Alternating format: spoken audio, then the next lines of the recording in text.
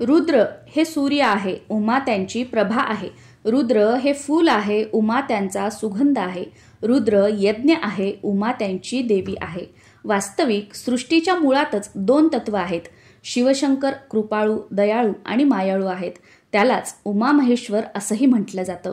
म्हणूनच हरतालिकेच्या दिवशी उमा महेश्वराची म्हणजेच शिव आणि पार्वतीची पूजा केली जाते. ज्याप्रमाणे नक्षत्रात चंद्रश्रेष्ठ, ग्रहात सूर्यश्रेष्ठ, देवांमध्ये विष्णुश्रेष्ठ, नद्यांमध्ये गंगाश्रेष्ठ, त्याचप्रमाणे व्रतांमध्ये हरितालिका व्रत श्रेष्ठ. नमस्कार सर्वांना, मी प्रांजली. या व्हिडिओमध्ये मी तुम्हाला हरितालिकेची साधी सोपी पूजा आपल्या घरी जे सामान उपलब्ध आहे त्यामध्ये कशी करावी, हरितालिकेचा उपवास कसा करावा, तो कधी सोडावा, या उपवासाला काय खावं काय खाऊ नये, उत्तर पूजा कधी व कशी करायची, आणि सर्वात महत्त्वाचं या दिवशी पार्थिव शिवलिंग बनवलं जातं. तर हे शिवलिंग बनवण्यासाठी तुमच्याकडे वाळू नसेल तर ते आपण घरच्या घरी कसं बनवू शकतो, आणि ते शिवलिंग आपण तांदळाने बनवणार आहोत तर नंतर त्या तांदळाचं कसं करायचं, त्या तांदळाला शिवलिंगाचा आकार कसा द्यायचा, हे तर तुम्ही आत्ता व्हिडिओमध्ये बघितलेलंच आहे.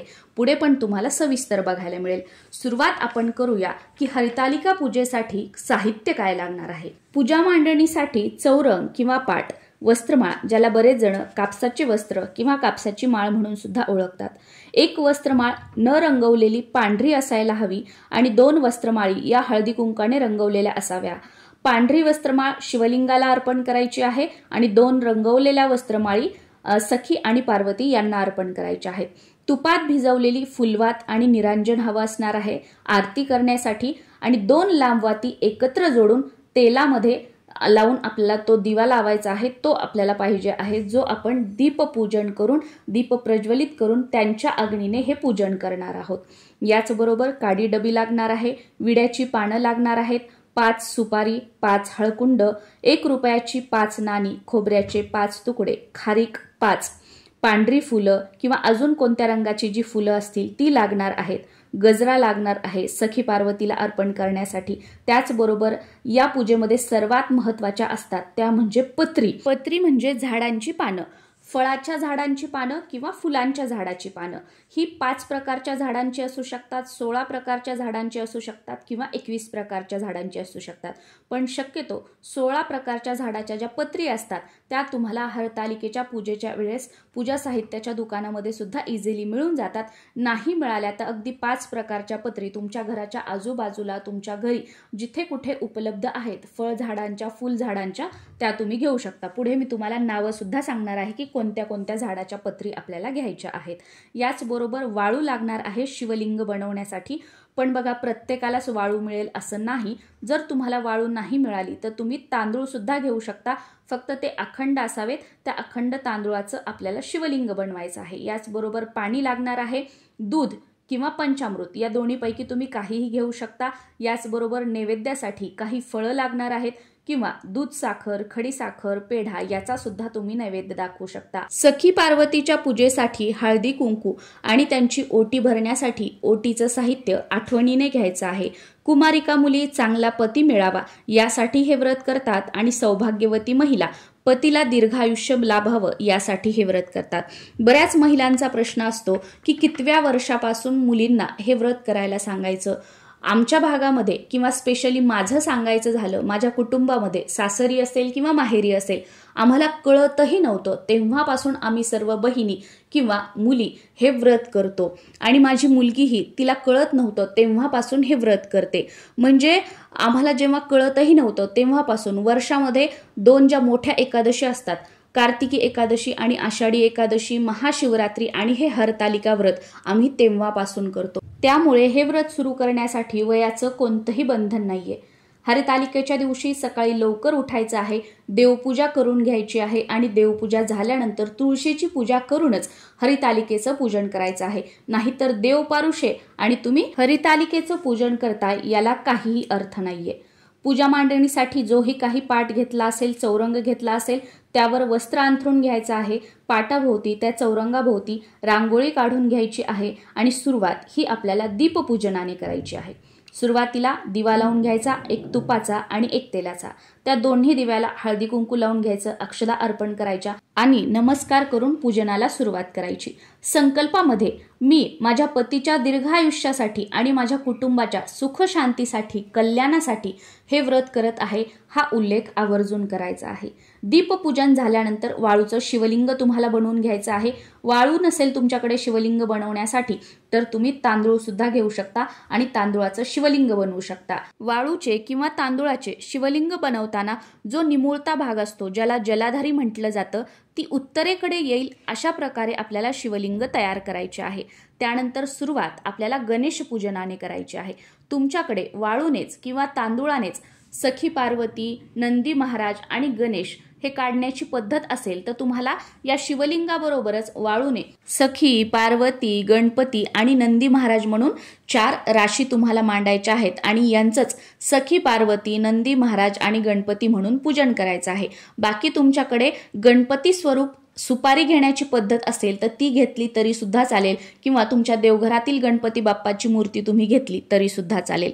2 विड्याचे पानं घ्यायचे, त्यावर थोडेसे तांदूळ, त्यावर हळद कुंकू अर्पण करायचं आणि देवघरातील तुमची जी गणपती बाप्पांची मूर्ती आहे ती तुम्हाला त्यावर ठेवायची आहे किंवा तुम्हाला सुपारी गणपती बाप्पा स्वरूप घ्यायचे असतील तर ती सुपारी ठेवायची आहे आणि जर तुम्ही वाळूचेच गणपती बाप्पा रास तुम्ही ठेवलेली असेल तर त्या राशीचीच तुम्हाला पूजा करायची आहे। गणपती बाप्पांची मूर्ती ताम्हणामध्ये घ्यायची, सुरुवातीला त्यांच्यावर अभिषेक करायचा, स्वच्छ पाण्याने, पंचामृताने, परत स्वच्छ पाण्याने ओम गण गणपतये नमः हा मंत्र म्हणत अभिषेक करायचा, त्यांना स्नान घालायचं। त्यानंतर ती सुपारी किंवा ती गणेशाची मूर्ती स्वच्छ पुसून घ्यायची, जागेवर ठेवायची, त्यांना हळद कुंकू अर्पण करायचं, लाल फूल असेल, दुर्वा असेल तर त्या अर्पण करायच्या, काहीतरी गोडाचा, साखरेचा किंवा गुळखोबऱ्याचा नैवेद्य दाखवायचा आहे। वस्त्रमाळ वगैरे बनवलेली असेल तर ती सुद्धा त्यांना अर्पण करायचं आहे आणि धूपदीप ओवाळायचा आहे। आणि हो, एक गोष्ट लक्षात घ्यायची, जो तेलाचा दिवा आपण लावलेला आहे ते आपण अग्निदेवता म्हणून लावलेले आहेत, त्यामुळे तेलाच्या दिव्याने या देवांना ओवाळायचं नाहीये। जे आपण तुपाचं निरांजन लावलेलं आहे त्यानेच देवांना ओवाळायचं आहे, कारण मनुष्याला म्हणजे आपल्याला तेलाच्या दिव्याने ओवाळलं जातं आणि देवांना हे तुपाच्या दिव्याने ओवाळलं जातं, त्यामुळे कधीच तेलाच्या दिव्याने देवांना ओवाळू नका। आणि जर वाळूची रास किंवा तांदळाची रास तुम्ही गणपती बाप्पा स्वरूप मांडली असेल तर एक फूल घ्यायचं, त्याने सुरुवातीला पाणी शिंपडायचं, त्यानंतर पंचामृत किंवा दूध जे काही तुम्ही घेतलं असेल ते शिंपडायचं, त्यानंतर त्या राशीला हळद कुंकू अर्पण करायचं, धूपदीप दाखवायचं, फुलं, दुर्वा ज्या काही तुम्ही घेतल्या असतील त्या अर्पण करायच्या आणि त्यांनाच तुम्हाला नैवेद्य दाखवून धूपदीप ओवाळून घ्यायचं आहे। गणेशाचं पूजन झाल्यानंतर शिवलिंगाचं पूजन करायचं आहे। शिवलिंगाची पूजा करताना फुलाने सुरुवातीला पाणी शिंपडून घ्यायचं, त्यानंतर दूध किंवा पंचामृत जे तुम्ही घेतलं असेल ते शिंपडून घ्यायचं, परत स्वच्छ पाणी शिंपडून घ्यायचं, इबूत ज्याला पांढरं भस्म सुद्धा म्हटलं जातं ते अर्पण करायचं आहे। वस्त्रमाळ म्हणजे कापसाचे वस्त्र शिवलिंगाला अर्पण करायचे आहेत। जे काही पांढरे फुलं तुम्ही घेतलेले असतील ते अर्पण करायचे आहेत आणि त्यानंतर आपल्याला सखी पार्वतीचं पूजन करायचं आहे। सखी पार्वतीच्या मूर्ती घेण्याची पद्धत तुमच्याकडे असेल तर त्या मूर्तीखाली थोडेसे तांदूळ टाकायचे आहेत, त्यावर हळदी कुंकू अर्पण करायचं आणि त्यानंतर सखी पार्वतीची मूर्ती त्यावर ठेवायची आहे। बाकी वाळूने बनवण्याची पद्धत असेल तर 2 राशी आपण सुरुवातीलाच मांडलेल्या आहेत शिवलिंग बनवताना, तर फुलानेच राशी असतील किंवा ही मूर्ती असेल त्यावर सुरुवातीला स्वच्छ पाणी अर्पण करायचं, त्यानंतर पंचामृत किंवा दूध अर्पण करायचं, परत स्वच्छ पाणी अर्पण करायचं, हळद कुंकू अर्पण करून घ्यायचं, वस्त्रमाळ अर्पण करायची, गजरा, फूल जे काही असेल ते अर्पण करायचं आहे आणि धूपदीप ओवाळून सखी पार्वतीला नमस्कार करायचा आहे व आठवणीने सखी पार्वतीची ओटी सुद्धा भरायची आहे। त्यानंतर नैवेद्य दाखवायचा आहे।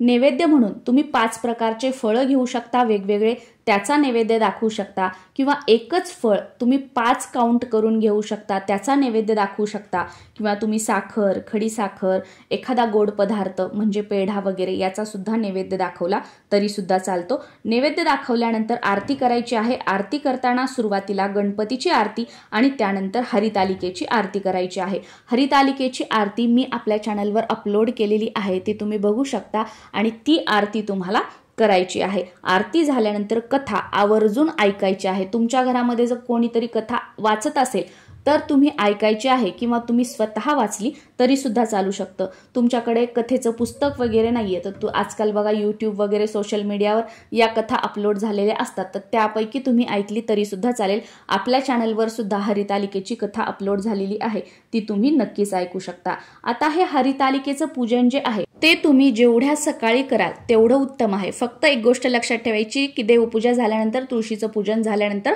मगच करायचं आहे.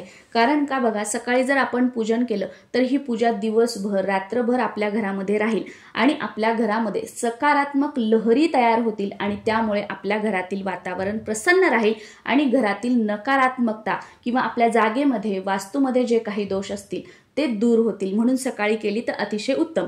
पण काही कारणांनी तुम्ही वर्किंग आहात, काही अडचणींमुळे सकाळी पूजन करणं शक्य झालं नाही, तर संध्याकाळचा जो प्रदोष काळ असतो तर तो शिवपूजेसाठी खूप प्रभावी असतो. म्हणून तुम्ही संध्याकाळी प्रदोष काळामध्ये सेवा करू शकता, हे पूजन करू शकता. पण प्रदोष काळातही जर तुम्हाला जमलं नाही तर सकाळपासून ते संध्याकाळी प्रदोष काळापर्यंत कधीही तुम्ही ही हरतालिकेची पूजा केली तरी सुद्धा चालू शकतं. प्रदोष काळ म्हणजे काय? जेव्हा सूर्य मावळतो त्याच्या 45 मिनिटं अगोदर आणि 45 मिनिटं नंतर जो कालावधी असतो त्याला प्रदोष काळ म्हटलं जातं. तर या वेळेमध्ये पूजन करायचं आहे. या पूजेमध्ये सर्वात महत्त्वाच्या असतात त्या म्हणजे पत्री ह्या शक्यतो 16 प्रकारच्या घ्यायच्या असतात, ज्या आपल्याला इझिली उपलब्ध सुद्धा होतात. पण 16 प्रकारच्या झाल्या नाही तर तुम्ही 5 प्रकारच्या घेऊ शकता. तर ही 16 प्रकारची झाडं कोणती आहेत, ज्या झाडांच्या आपल्याला पत्री घ्यायच्या आहेत तर ती अशी आहेत: बेलाचं झाड, आघाडा, मधुमालती, दुर्वा, चाफा, कन्हेर, बोर, रुई, तुळस, आंबा, डाळिंब, धोत्रा, जाई, मरबा, बकुळ आणि अशोक. यापैकी ज्या झाडांची तुम्हाला पानं उपलब्ध होतील त्याच झाडांची घ्या. बाकी भेटली नाही, याच्यापैकी 1-2 झाडांची जरी भेटली तर तुमच्या आजूबाजूला, तुमच्या शहरात, तुमच्या गावात, घराजवळ जी कोणती झाडं आहेत फळांची किंवा फुलांची त्यांची पानं तुम्हाला घ्यायची आहेत. फक्त काय की ती पानं किड लागलेली नसावीत किंवा तुटली फुटलेली चिरा पडलेली पानं नसावीत, सुकलेली पानं नसावीत, ताजी टवटवीत पानं घ्यायची आहेत. आणि शिवलिंगाला अर्पण करताना सर्वात अगोदर बेलपत्र अर्पण करायचं आहे, त्यानंतर आघाडा अर्पण करायचा आहे आणि मग त्यानंतर जी काही पानं आहेत, ज्या काही पत्री आहेत त्या आपल्याला अर्पण करायच्या आहेत. आणि ही शिवलिंगाची पूजा करत असताना किंवा पत्री अर्पण करताना उमामहेश्वर देवताभ्यो नमः, उमामहेश्वर देवताभ्यो नमः या मंत्राचा जप कंटिन्यू आपल्या मुखामध्ये सुरू ठेवायचा आहे. हरितालिका पूजनाबरोबरच या दिवशी व्रताला म्हणजे उपवासाला सुद्धा खूप जास्त महत्त्व आहे. बरेच जण हे व्रत खूप कडक करतात. या उपवासाला तिखट, मीठ, साबुदाणा, भगर काहीच खात नाहीत.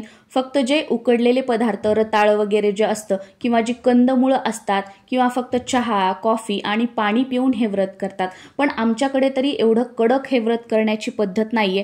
त्याच्यामुळे तुमच्या शहरानुसार, तुमच्या गावानुसार, तुमच्या भागानुसार उपवास पूजा करण्याला तुम्ही प्रथम प्राधान्य द्या.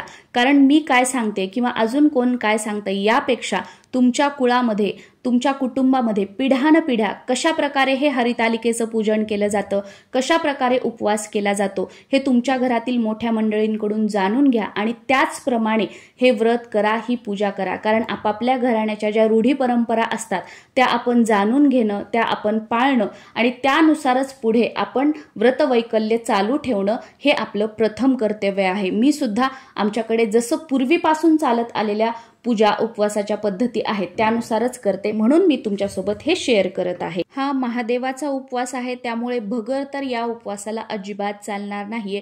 बाकी आमच्या भागामध्ये तरी साबुदाणा खाल्ला जातो, तर तुम्ही साबुदाण्याची खीर वगैरे तुमच्या भागामध्ये तुमच्या घरात चालत असेल तर तुम्ही खाऊ शकता. पण मीठ मात्र या उपवासाला खायचं नाहीये. पण बघा, बरेच जण जे डायबिटिक आहेत किंवा ज्यांना डॉक्टरांनी उपाशी राहू नका असं सांगितलेलं आहे, मीठ खा असं सांगितलेलं आहे, ज्या गर्भवती महिला आहेत किंवा ज्यांना अजून काही आजार आहे तर ते हे व्रत करतात, तर त्यांनी डॉक्टरांच्या सल्ल्यानुसार फराळाचे तिखट मिठाचे पदार्थ खाऊन हे व्रत केलं तरी सुद्धा चालू शकतं. शेवटी काय बघा, शरीर ही आपली खरी संपत्ती आहे. तुम्ही जर सुदृढ असाल, तुमचं शरीर जर चांगलं असेल तरच तुम्ही शिवशंकरांची, भोलेनाथांची किंवा जे काही येणारे सणवार आहेत, व्रतवैकल्य आहेत त्यांचं पूजन तुम्ही करू शकाल, उपवास व्रतवैकल्य तुम्ही करू शकाल. पण शरीराचीच जर साथ नसेल तर ह्या पूजा, हे व्रतवैकल्य तुम्ही करू शकणार नाही. त्यामुळे भगवान भोलेनाथांची पूजा तुम्ही मनापासून करा।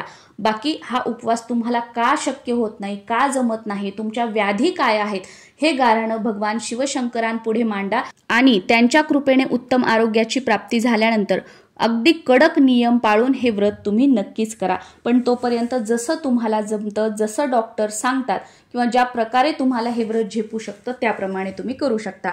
बाकी हे व्रत जे आहे ते फक्त गोड खाऊनच दुधावर, चहावर आणि फळांवरच केलं जातं। रताळे, फळं, चहा, दूध, ज्यूस तुम्ही हे घेऊ शकता आणि हा उपवास जो असतो तो हरितालिकेचा दिवसभर रात्रभर करायचा असतो आणि दुसऱ्या दिवशी सूर्य उदयानंतर उत्तर पूजा झाल्यावर हा उपवास सोडला जातो किंवा गणपतीची स्थापना झाल्यानंतर नैवेद्य आरती झाल्यानंतर हा उपवास सोडला जातो। तुमच्याकडे जी प्रथा आहे, जी पद्धत आहे त्यानुसार तुम्ही हा उपवास सोडू शकता।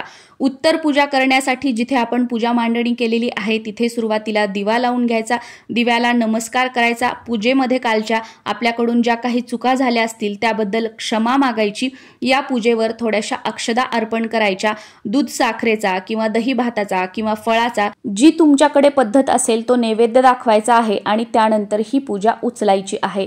तुम्ही वाळूचा महादेव बनवलेला असेल तर ती वाळू तुमच्या घरातील कुंडीतील झाडांमध्ये टाकायची आहे किंवा तुमच्या अंगणात झाडं असतील तर त्या झाडाच्या मुळाशी टाकायची आहे, पण उकिरड्यावर पायाखाली येईल अशी कुठेही ही वाळू फेकून द्यायची नाहीये। तांदूळाचा महादेव बनवलेला असेल तर ते तांदूळ पक्ष्यांना टाकायचे आहेत। ज्या काही फुलं, पत्री, पानं आहेत ती तुम्हाला निर्माल्यामध्ये टाकायची आहेत आणि गणपती स्वरूप जी सुपारी ठेवली होती ती तुम्ही परत कोणत्या पूजेसाठी गणपती स्वरूप म्हणून वापरू शकता। जो काही दाखवलेला नैवेद्य असेल उपवास सोडताना त्याचा पहिला घास घ्यायचा आणि त्यानंतर आपण जो काही स्वयंपाक बनवलेला असेल तो खाऊन आपल्याला उपवास सोडायचा आहे। उपवास सोडण्यासाठी जो काही तुम्ही स्वयंपाक बनवणार आहात शक्यतो त्याच्यामध्ये कांदा लसूणचा वापर करू नका। सात्विक स्वयंपाक बनवा आणि सात्विक जेवण जेवूनच हा हरितालिकेचा उपवास आपल्याला सोडायचा आहे। काही कारणानं जर तुम्हाला हे व्रत करणं शक्य झालं नाही, म्हणजे उपवास करणं शक्य झालं नाही, पूजा करणं शक्य झालं नाही, तर या दिवशी किमान तुम्ही हरितालिकेची कथा तरी वाचण्याचा प्रयत्न करा। कथा वाचणं सुद्धा झाली नाही तर किमान तुम्ही कोणाच्या तोंडून ही कथा ऐकू शकता किंवा मोबाईलवर वगैरे तुम्ही ही कथा या दिवशी ऐकली तरी सुद्धा चालतं, कारण या दिवशी हरितालिकेची कथा ऐकण्याचं सुद्धा खूप जास्त महत्त्व आहे।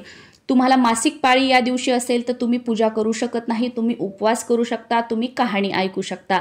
सेम तुम्हाला सुतक आलेलं असेल तर तुम्ही पूजा नाही करू शकत, तुम्ही उपवास करू शकता, तुम्ही मोबाईलवर कहाणी ऐकू शकता। आता मासिक पाळीचा चौथा दिवस असेल तर बरेच जण म्हणतात 2 वेळा डोक्यावरून न्हाऊ करून पूजन केलं तर चालेल का? बघा, जर तुम्हाला फ्लो सुरू असेल, जर तुम्हाला ब्लिडिंग सुरू असेल आणि तुम्ही 2 वेळा काय अगदी 10 वेळा जरी डोक्यावरून पाणी घेतलं तर तुम्ही देवाला स्पर्श करू शकणार आहात का? देवपूजा करू शकणार आहात का? नाही करू शकणार। त्यामुळे तुमचा चौथा दिवस असेल, तुमचा 5वा दिवस असेल आणि जर तुम्हाला फ्लो सुरू असेल तर तुम्ही पूजा नाही करू शकणार, तुम्हाला फक्त उपवास करायचा आहे आणि कथा ऐकायची आहे। पण जर तुमचा चौथा दिवस आहे किंवा 5वा दिवस आहे, तुम्हाला फ्लो अजिबात नाहीये, तर अशा वेळेला तुम्ही डोक्यावरून न्हाऊ करून पूजा करू शकता। यंदा 2025 मध्ये 26 ऑगस्ट मंगळवारी हरितालिका आलेली आहे, त्यामुळे या दिवशी आपल्या देवघरातील कुलदेवीच्या टाकावर, फोटोवर किंवा मूर्तीवर आवर्जून कुंकुमार्चन करायचं आहे। कुंकुमार्चन कसं करावं याचा व्हिडिओ मी आपल्या चॅनलवर टाकलेला आहे, त्या व्हिडिओची लिंक खाली डिस्क्रिप्शन बॉक्समध्ये मी तुम्हाला देत आहे। नक्कीच त्याप्रमाणे तुम्ही कुंकुमार्चन करू शकता। या दिवशी आवर्जून तुमच्या कुलदेवीला तांबूल म्हणजे पानाचा विडा सुद्धा अर्पण करा आणि या दिवशी घरच्या घरी माता पार्वती सखीसोबतच तुमच्या कुलदेवीची ओटी सुद्धा भरायची आहे। त्या व्हिडिओची लिंक सुद्धा खाली डिस्क्रिप्शन मध्ये दिलेली आहे। सखी पार्वतीची आणि कुलदेवीची जी आपण ओटी भरलेली आहे, तुमच्या घराच्या आजूबाजूला कुठे देवीचं मंदिर असेल तर दुसऱ्या दिवशी ती ओटी जशास तशी तुम्ही देवीच्या मंदिरामध्ये अर्पण करून येऊ शकता किंवा तुमच्या कुलदेवीच्या मूळ ठिकाणी जेव्हा कधी तुम्ही जाणार आहात तर तिथे अर्पण केली तरी सुद्धा चालू शकते किंवा तुमच्या घरी तुम्ही सवाष्णींना बोलवून हळदी कुंकू त्यांना लावून त्यांची ओटी भरली या सामानाने तरी सुद्धा चालतं किंवा तुम्ही स्वतःसाठी हे साहित्य वापरलं तरी सुद्धा चालू शकतं। तुम्ही सखी पार्वतीची मूर्ती जर घेतलेली असेल तर गणपती विसर्जन करताना त्या मूर्तीचं विसर्जन करायचं आहे किंवा बरेच जण तसंच ठेवतात आणि वर्षानुवर्ष तीच वापरतात, तर तुमच्याकडे जी पद्धत आहे त्यानुसार तुम्ही करू शकता। आणि निर्माल्य वगैरे जे आहे तर नदी किनारी किंवा आता सणावाराच्या याच्यात बघा मोठे मोठे कलश ठेवलेले असतात, तर त्यामध्ये तुम्हाला ते टाकायचं आहे किंवा तुमचं शेत जमीन वगैरे काही असेल तर खड्डा करायचा आणि त्यामध्ये टाकायचं। पण या पत्री वगैरे जे आहेत, फुलं वगैरे जे आहेत, जे आपण पूजेमध्ये वापरलेले आहेत ते डस्टबिनमध्ये उकिरड्यावर वगैरे अजिबात टाकायचे नाहीयेत। आय होप हरितालिका व्रताबद्दल तुम्हाला संपूर्ण माहिती मिळालेली असेल। अगदी सविस्तर मी तुम्हाला सगळं काही सोप्या भाषेमध्ये सांगितलेलं आहे, पण तरीसुद्धा काही प्रश्न पडलेले असतील तर खाली कॉमेंट बॉक्समध्ये विचारा, त्याची उत्तरं देण्याचा प्रयत्न मी नक्कीच करेल। तुम्हा सर्वांना हरितालिकेच्या खूप साऱ्या शुभेच्छा। ओम नमः शिवाय।